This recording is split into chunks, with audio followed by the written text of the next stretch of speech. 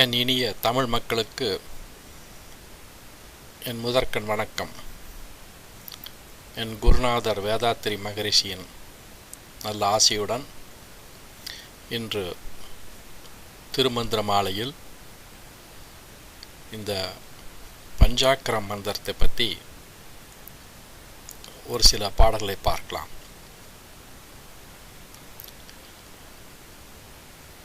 திருவாசகத்தில் முதல்ல ஆரம்பிக்குது என்னன்னா, நமசிவாய வாழ்க, நாதன்தான் தாழ் வாழ்க. எல்லாத்துக்கும் தெரியும், இதை கேட்டிருப்பீங்க. திருமூலர் என்ன செய்கிறார்னா, இந்த நமசிவாய மந்திரத்தை பற்றி பல பாடல் பாடியிருக்கார். அதனுடைய உள்ளார்ந்த தத்துவத்தை ரொம்ப விளக்கியிருக்கார். 4ஆம் தந்தத்திலிருந்து கடைசியில் 9ஆம் தந்தத்திலே நிறைய சொல்கிறார். 4ஆம் தந்தத்தில் கொஞ்சம் ஒரு இன்ட்ரொடக்ஷன் மாதிரி சொல்கிறாரு. அப்புறம் 9ஆம் தந்திரத்தில் அதை பற்றி விரிவாக சொல்கிறார். அதாவது பஞ்சாக்கரம்னா 5 எழுத்துள்ள நமசிவாய என்ற மந்திரம். அதை எப்படியெல்லாம் பிரித்து நம்ம உடம்போட சம்பந்தப்படுத்துகிறாரு அப்படிங்கிறது தான் இவர் திருமூலர் சொன்னதில் சற்று வேறுபட்டு பார்க்க முடிகிறது. அதுவும் இல்லாமல் ஆழமாக அதை சொல்கிறார். அதாவது பஞ்சாக்கரம்னா அதை 3ஆக பிரிக்கிறார். தூள பஞ்சாக்கரம், அப்புறம் சூட்சும பஞ்சாக்கரம், அப்புறம் அதிசூட்சும பஞ்சாக்கரம். இதை ஒரு 3 தலைப்பில் தனிப்பட்ட முறையில் பாடுறார். இது 9ஆம் தந்தத்தில் வருது. அப்படி சொல்லும் பொழுது இந்த வேதங்கள் ஆகமங்கள் சொல்லப்படுகிற இந்த 51 அக்ஷரங்கள், அதாவது மந்திரங்கள் சொல்லுவோம். இந்த 51 மந்திரமும் நம்மளுடைய உடம்புல இருக்கிற சக்கரத்தில் ஒரு குறிப்பிட்ட எண்ணிக்கையோடு அமைந்திருக்குது. அதாவது மூலாதாரத்தில் 4 அட்சரமும், சுவாதிஷ்டானத்தில் 6 அட்சரமும், இப்படியே போயிட்டு மொத்தம் 50 வரும். அந்த ஓம் என்ற பிரணவ மந்திரம் சேர்த்து 51 வரும்.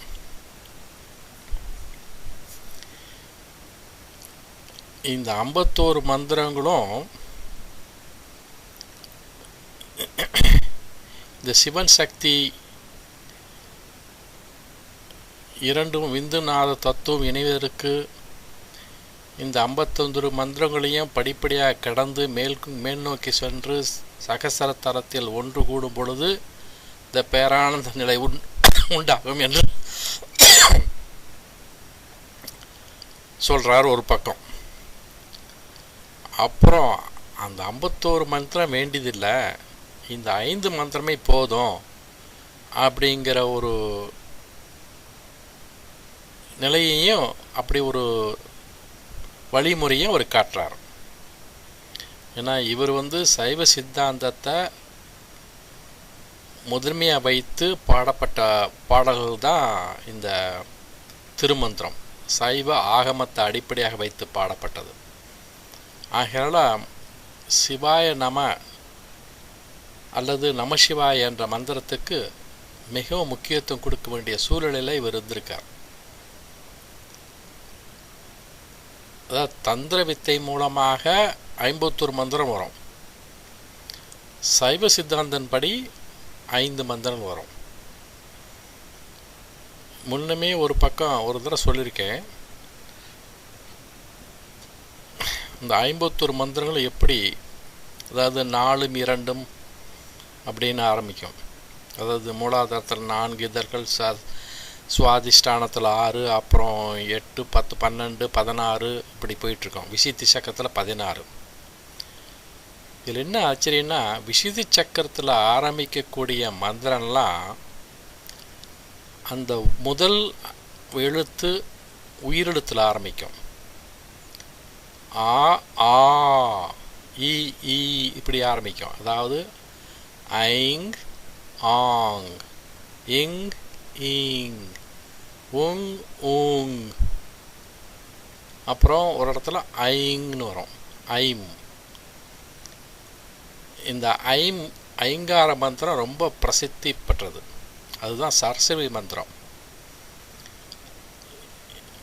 மற்ற சக்கரத்துல எல்லாம் கீழேருந்து வரும்பொழுதெல்லாம் அது உயிர்மை எழுத்தில் வரும். வங், லங், ரங், யங் இப்படிலாம் வரும்.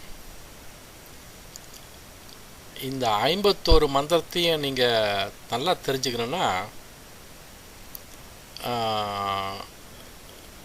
இன்டர்நெட்டுக்கு போயிட்டு ஒவ்வொரு சக்கரத்தையும் போடுங்க. அதில் இப்போ மூலாதாரம் சக்கரன்னு போடணும், அதுக்குள்ளே படம் வரும். அதை சுற்றிலும் அந்த ஒரு இதழ்கள், பெட்டல்னு சொல்லுவாங்களே, அந்த இதழ்களை போட்டிருப்பாங்க. அதுக்குள்ளே மந்திரமும் இருக்கும். ஆக 51 மந்திரம் தெரிஞ்சுக்கலாம். இல்லைன்னா ஒரு வாய்ப்பு வரும்பொழுது அந்த 51 மந்திரங்களையும் நான் வரிசையாக சொல்கிறேன். இன்றைக்கு நமசிவாயங்கிற பஞ்சாட்சர மந்திரத்தை பற்றி தான் சொல்லணும்னு இந்த ஒரு தலைப்பு எடுத்திருக்கேன். இந்த 5 எழுத்து கொண்ட நமசிவாய மந்திரம் எப்போவுமே ஓம் என்ற மந்திரத்தோட சேர்த்து தான் நம்ம சொல்லுவோம். அந்த ஓம்ங்கிற மந்திரம் தான் 51வது மந்திரம். ஓம் நம சிவாய, ஓம் சிவாய நம. ஸோ இந்த அடிப்படையில் ஒரு பாடல் பாடியிருக்கார். இந்த பாடல் சொல்கிறதுக்கு முன்னாடி இந்த 51 மந்திரங்களை பற்றியும் உள்ள பாடல்களை பற்றி நம்ம பார்ப்போம். அதுக்கு பிறகு இதுக்கு வருவோம். முன்னாடி ஒரு பேச்சில் இந்த 57 அனைத்தும் வேதங்களாகும் அப்படிங்கிற ஒரு பேச்சை சொன்னதாக ஞாபகம் இருக்குது. அதாவது 4ஆம் தந்தத்தில் வருது. அது திரும்ப நான் சொல்கிறேன். எப்படி ஆரம்பிக்குதுன்னா, 50 எழுத்தே அனைத்தும் வேதங்களும், 50 எழுத்தே அனைத்தும் ஆகமங்களும், 50 எழுத்தையும் ஆவது அறிந்த பின் 50 எழுத்து போய் அஞ்செழுத்தாமே அப்படிங்கிற ஒரு பாடலை, அதாவது பாடல் எண் 965. இதே பாடலை இந்த 9ஆம் தந்தத்திலையும் எடுத்துக்கிறாரு. கொஞ்சம் மாறுபட்டு 3வது வழியில் ஒரு கொஞ்சம் மாறுதல் செய்கிறாரு. இந்த பாடலில் 50 எழுத்தே ஆவதும் அறிந்த பின் சொல்கிறாரு. அங்கே அந்த அறிந்த பின்க்கு பதிலாக அடைவை அறிந்த பின் அப்படின்னு சொல்கிறாரு. அதுதான் வித்தியாசம். ஆனால் கருத்தெல்லாம் ஒன்று தான். இந்த இடத்துல சொல்லும் பொழுது என்ன சொல்கிறாருன்னா,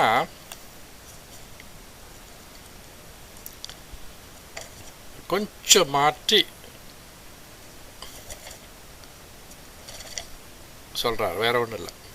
அதாவது அடைவை அறிந்த பின், 50 எழுத்தின் அடைவை அறிந்த பின், அது ஒன்று தான் வித்தியாசம். ஏன்னா இந்த இடத்துல அதுக்கு அடுத்த பாடலுக்கு அது பொருந்தி வரும். அதுக்காக தான்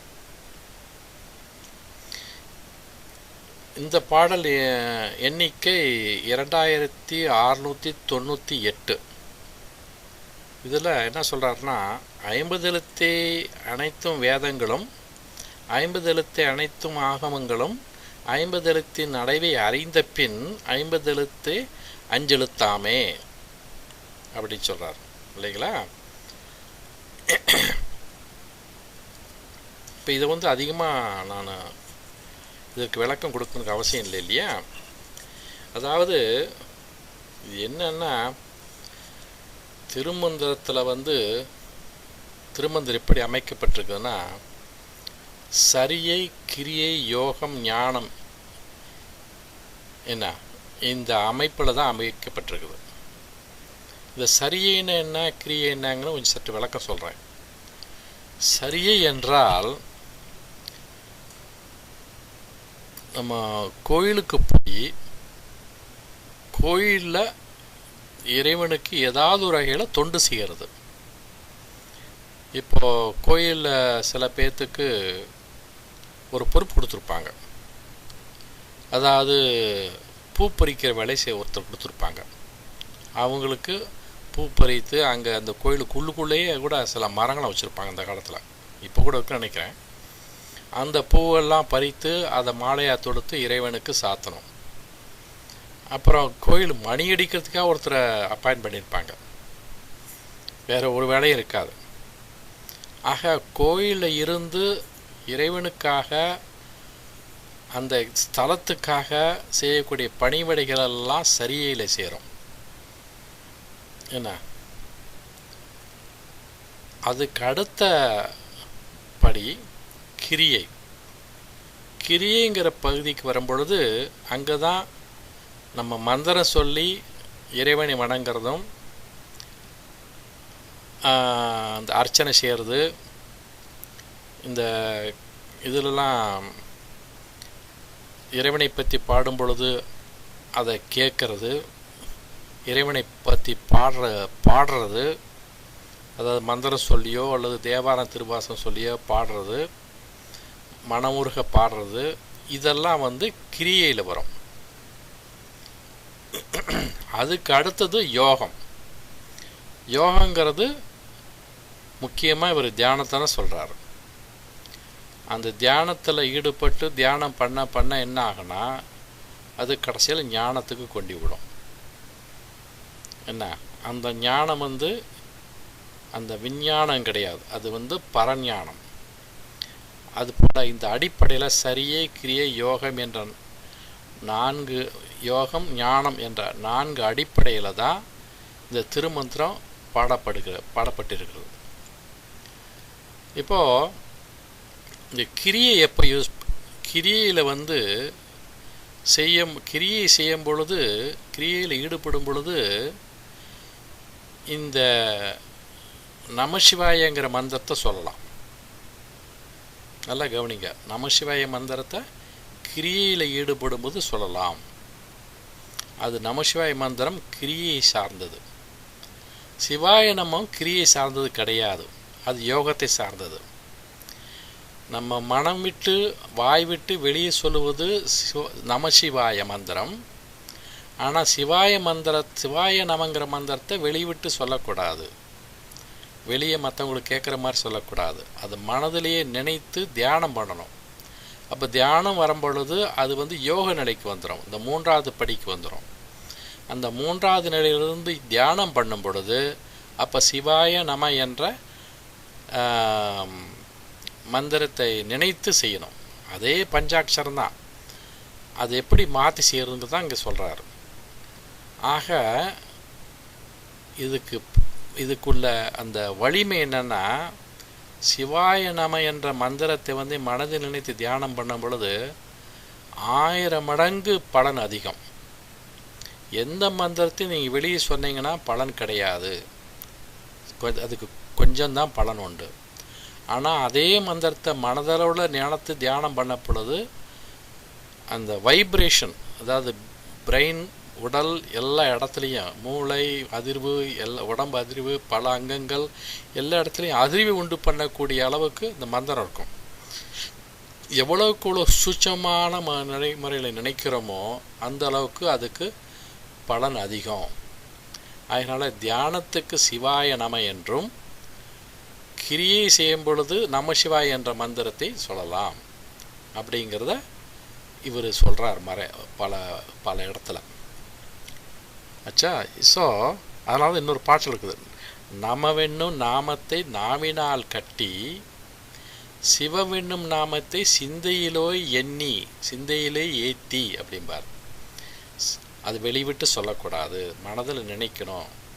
அது எப்படி செய்யணும்னா, மூச்சு பயிர் செய்யும் பொழுது சிவாய என்ற அந்த 3 எழுத்து நினைக்கும் பொழுது மூச்சு இழுத்தும், நம என்று நினைக்கும் பொழுது மூச்சை வெளியே விட்டீங்கன்னா அது கரெக்டாக பொருந்தி வரும். நம்மளுடைய இயற்கையான அந்த சுவாபம் இருக்குதே, அதாவது சுவாசம் உள்ளுக்கும் வெளியும் போகும் பொழுது இது இயற்கையே எவ்வளோ நேரம் ஆகுது, அந்த நேரம் வந்து அந்த அந்த அந்த எவ்வளோ நேரம் ஆகுதோ சாதாரண நிலையில் மூச்சு பயிற்சி அதிகமாக பண்ணுங்கிற அவசியம் இல்லை. சாதாரணமான நிலையிலேயே நீங்கள் மூச்சு இழுக்கிறீங்கன்னு வச்சிங்களேன், அதில் கவனம் செலுத்தின்னு வச்சிங்களேன், அதுக்குள்ளே நேரம் இருக்குது பாருங்கள். அந்த நேரமும் அந்த சிவாய என்ற அந்த 3 எழுத்தை நினைக்கிறதுக்குள்ளே ஆகக்கூடிய நேரமும் அது கரெக்டாக பொருந்தி வரும். அதே போல் மூச்சை வெளியே விடும் பொழுதும் அந்த மூச்சோட நமங்கிற இதை நினச்சிங்கன்னு வச்சுங்க, அதுவும் சரியாக இருக்கும். ஆக என்ன ஆகும்னா, இந்த 2ஐயும் செஞ்ச போது சிவாய நம என்ற இந்த 2ஐயும் மாறி மாறி நீங்கள் நினச்சிக்கிட்டே இருந்தீங்கன்னு வச்சுங்க, மூச்சு இழுக்க வேண்டியது மூச்சை வெளிவிட வேண்டியது அப்படி செஞ்சுட்டு இருந்தீங்கன்னா அப்படியே கொஞ்சம் மனம் அடங்கும். அப்போ அடங்கி என்ன ஆகும்னா, சிவாய நம என்பது அப்படி சுருங்கி சிவா ஆகிடும். சிவாய நம என்பது சிவா ஆகிடும். கடைசியில் சீயில் வந்து நிற்க, கடைசியில் சீயும் போயிடும். கடைசியில் அமைதியான ஒரு சமாதி நிலைக்கு போயிடுவாங்க.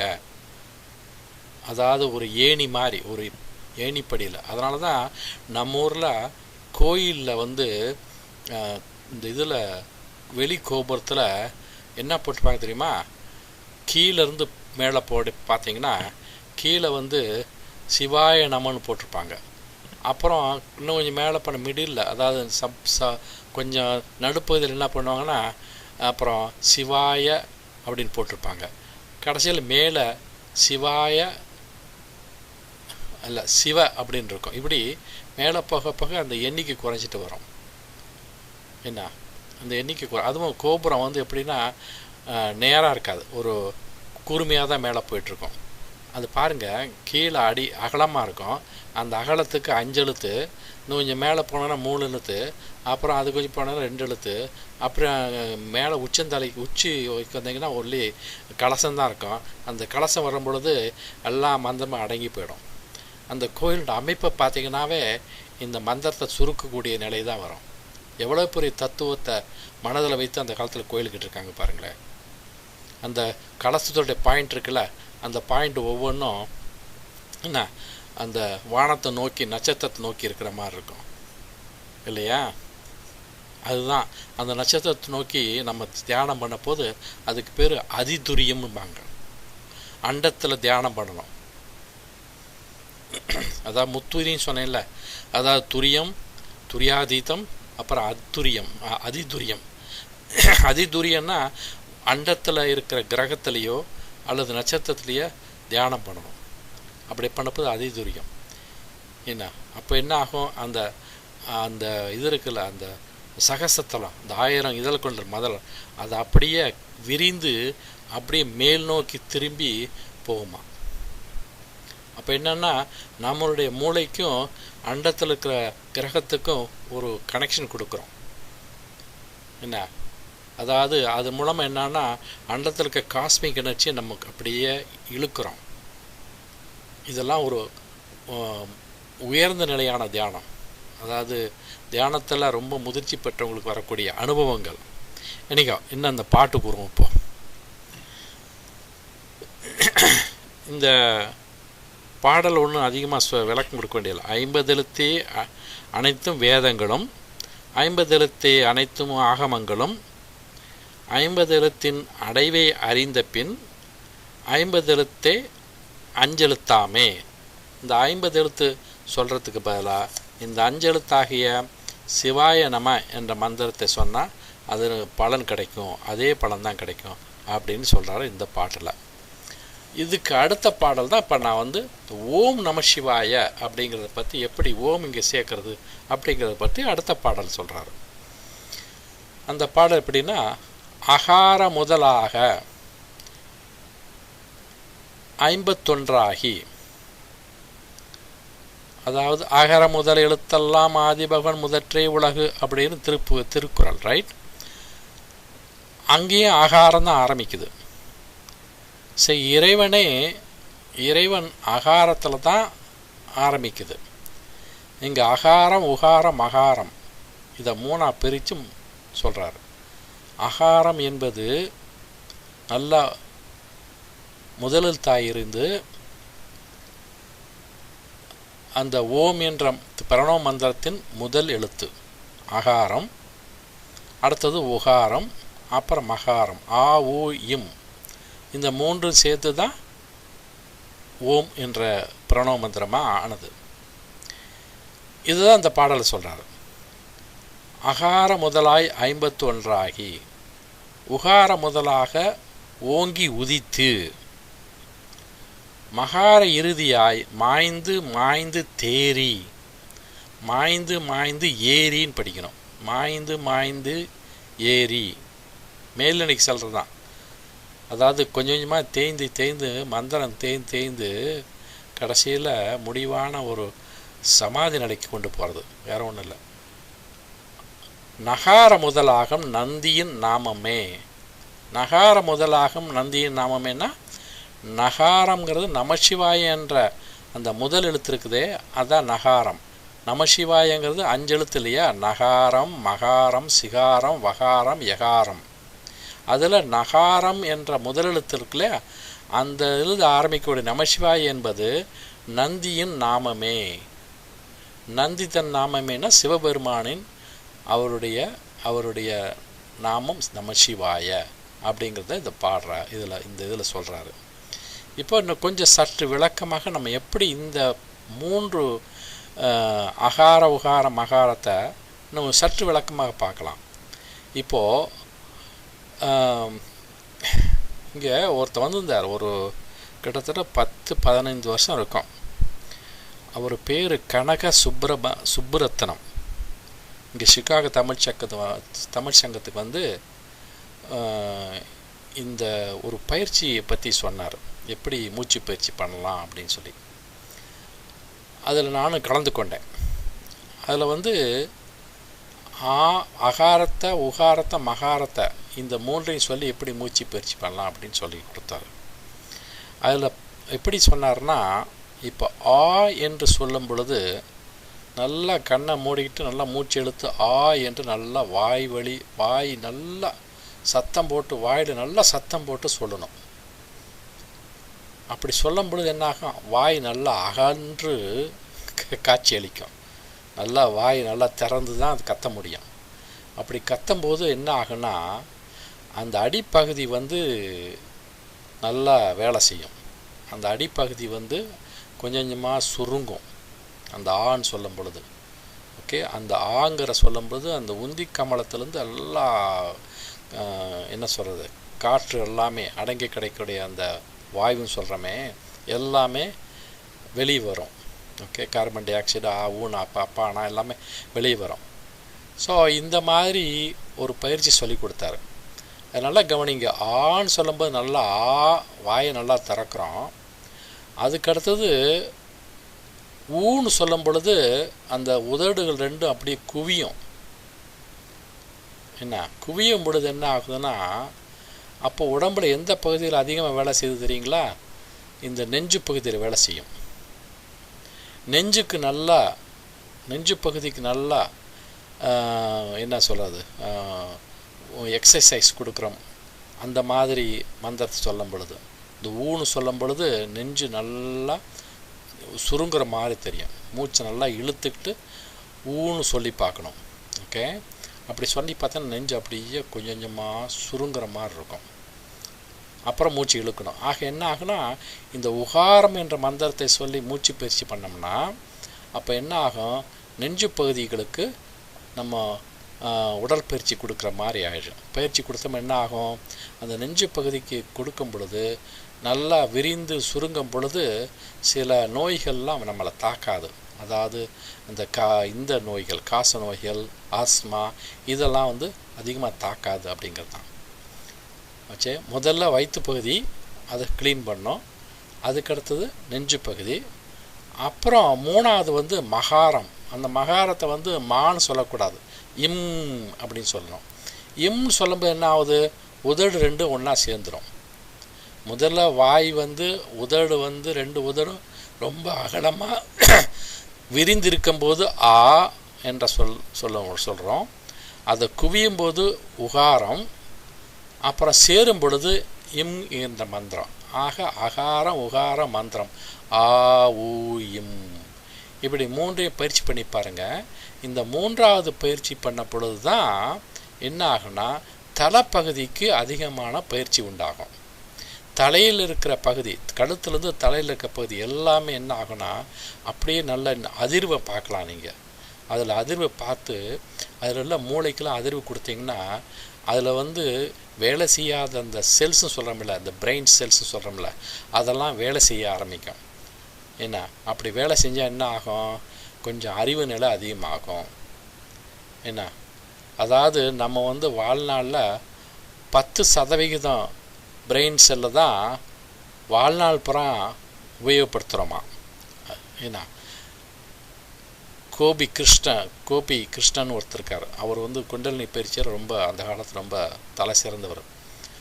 அவர் சொல்கிறார் இதில் 10% தான் நம்ம பயன்படுத்துகிறோம், மீதி எல்லாமே வேஸ்ட்டாக போகுது அப்படிங்கிறார்.